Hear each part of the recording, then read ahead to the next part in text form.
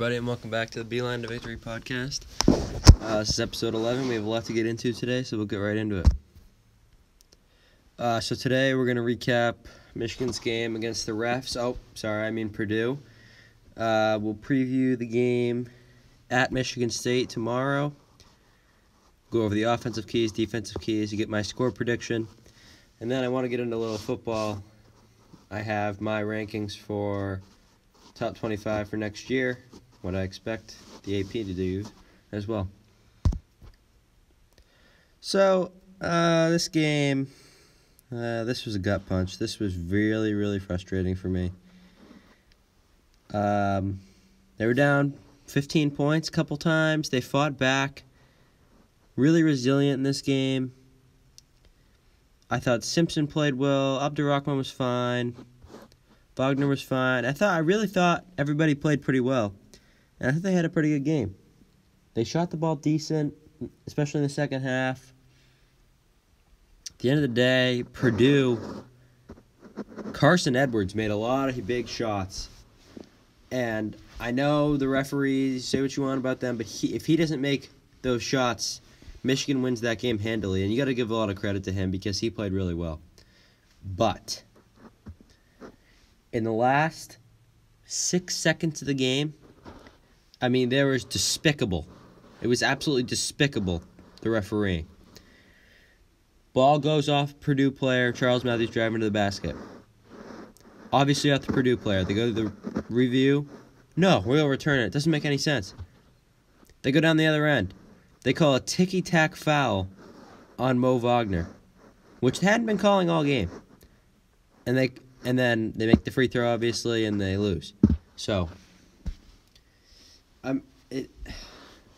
and honestly, you can see it in the description. I'm going to be starting a new tag. Hopefully it gets to be trending. I'll be using the hashtag Big Ten Out to Get Michigan. We can go back to 2013 national title game. Trey Burke, clean block. That maybe wins us that game. Maybe it does, but okay. Now you want to go to the game against Ohio State a couple years ago. Lots of missed calls, first of all.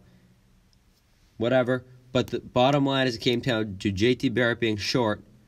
There's another issue right there. This year against Ohio State was horrible officiating. I don't know that would have made a difference. Against Wisconsin this year, Donovan Peoples-Jones, the touchdown in the end zone. That changes the entire game. We in my opinion, we probably at least we get the ball back with a chance to go down and win the game. I don't know if we do it because John O'Corn was playing quarterback, but at least it gives us a chance. And it really, I honestly think the Big Ten is out to get Michigan. They're trying to prevent them from having success in some of these games by using the referees against them. That game the other night, Michigan should have won. But, on the other hand, I think they're going to turn it around on Saturday, and they're going to win a game that they should not win. And just like they did when they lost to Ohio State, they went and they beat UCLA, a game they should not have won, being down by so much. Here's the game. Tomorrow, it is on CBS at 12 o'clock, and it's at the Breslin Center in East Lansing. It's a big game. This is a big game. And I think we might be catching MSU at the right time. They just obviously got blown out last weekend by Ohio State, and then they went to overtime at home with Rutgers. Rutgers will be lucky to make the NIT. They are not a good team. And Michigan State and Rutgers had a chance to win. They should have won the game in regulation, but they didn't. They missed a couple jump shots to win the game. It is what it is. Michigan State won. They found a way. But, we might be catching them at the right time. There's a few games coming up that are really key, just throughout the rest of the year for Michigan. I think they're obviously going to make the tournament. At MSU, at Purdue, at home against Ohio State, we play Maryland and Minnesota as well. I think you win all 5 of those games. That gets you a 5 or a 6 seed in the tournament. Maybe even higher if they win all 5 of those games. And I don't know if we play Maryland or Minnesota more than once, but if we do, maybe even higher than a 5 or 6 if we win all those games. if we win just the games against Ohio State, Purdue, and Michigan State, that gets us a 6 or a 7. And if we win one of the games against Michigan State or Purdue, we will be at the very least a 7 seed in the tournament. And I think they will. I think they're going to win one of them. I think they will win one of them. If they win tomorrow, I don't think they're going to go to Purdue and win. But if they lose tomorrow, they're most definitely going to go into Purdue and win that game. I see them. They're going to get a big win. They're going to make noise in the tournament. And let's be honest, there are 4 teams in the Big Ten that have a shot at making any noise in the tournament. That's Michigan State, that's Purdue, that's Michigan, and that's Ohio State. And however you want to order those teams is up to you, but there are 4 teams that have a shot to do anything in March. And I really think Michigan is one of those teams, and I really think they could be a sleeper. If they get a 6 or 7 seed, they could be a sleeper Final Four team. This team's dangerous. They have scorers all over the place. They have shooters all over the place. This is a good team. You can't sleep on them. They're good. Well, the offensive keys and the defensive keys that I'm going to get into right now for tomorrow's game are so much more important than they were against Purdue, because Michigan State is a marginally better team than Purdue is. So they need to do these in order to win the game. They must score. In my mind, they must score greater than 85 points. Michigan State's a great offensive team. Michigan is not a good defensive team. They need to score 85 points or more to win the game.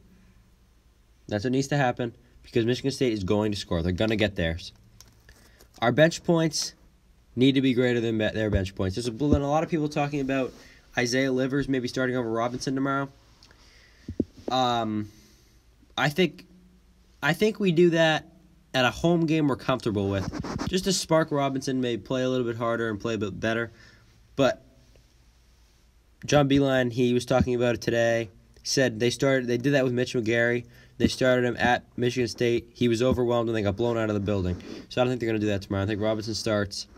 And Livers and Poole are going to be key off the bench, and they need to play well for us to win tomorrow. And Mo Wagner, I've been preaching it all year. I think he's better than Nick Ward, and we'll see tomorrow. He needs to outscore Nick Ward for them to win this game. He absolutely has to outscore Nick Ward to win this game, and he's got to play good defense in the post. Has to. Defensively, probably the biggest one is to hold Miles Bridges in check. You cannot let him take over this game, because he's definitely capable of doing that. Now, I don't know if they're going to put Abdur-Rahman on him or Matthews, but we'll see. Abdur-Rahman's a great on-ball defender, but I don't know if he can match up size-wise with Bridges. But we'll see how they open up. That's going to be a key. That'll be key to see who's guarding him, and they need to shut him down. Probably hold him under 15 points in order to win. They need to keep him off the offensive glass. Beilein said about it today. He does not care. Well, obviously cares, but they could. If they win the offensive rebound battle, he's not concerned with the defensive rebounding or anything like that. He wants to keep Michigan State off the offensive glass and get offensive rebounds. Teske, again. Last game, I thought he was really important. He played well. He did. He showed up, and I think he needs to show up again. He needs to be a presence down low, especially when he's in the game against Nick Ward. That's going to be key. Teske's a big body. He should be able to hold Ward in check. It'll just be whether Wagner can do it, but we'll see. So my score prediction for tomorrow, I think they go in and win. I really do. It's a rivalry game. I think catching MSU at the right time. My score prediction is 91-88. They're going to come out. I think Michigan's going to come out of the gate firing away. Simpson and Robinson, I honestly think I think both of them will make 3+ threes in this game, and both of them are going to play a key component down the stretch in making big shots, and especially the first 7 minutes of this game will decide who wins the game. That's what's going to happen. Michigan needs to set the tone tomorrow. I think they will. They're going to come out firing. They're going to come out making shots. So that's what I think. I mean, I honestly, obviously could see Michigan State winning that game, but I do think it's going to be close. I don't think Michigan State is going to blow them out, especially with the way they're playing right now. Oh, Michigan State fans saying, "Oh, Izzo's mad. Izzo's mad." Yeah, they were saying that before the Rutgers game too, and they went to overtime with Rutgers, one of the worst teams in the conference. Michigan is so much better than Rutgers, so I do see this being a very close game.